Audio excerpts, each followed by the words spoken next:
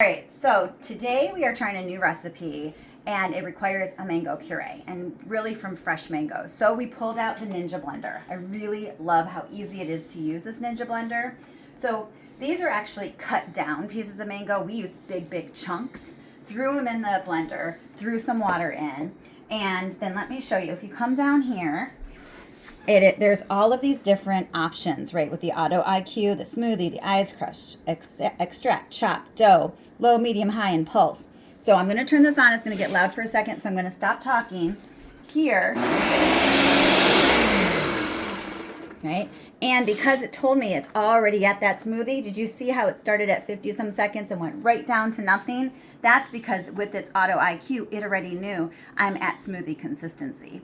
This is the easiest blender I have ever used and one I really truly recommend. Easy to clean, easy to use, has a lot of different accessories. Get yourself one of these Ninja blenders. You're not going to be disappointed.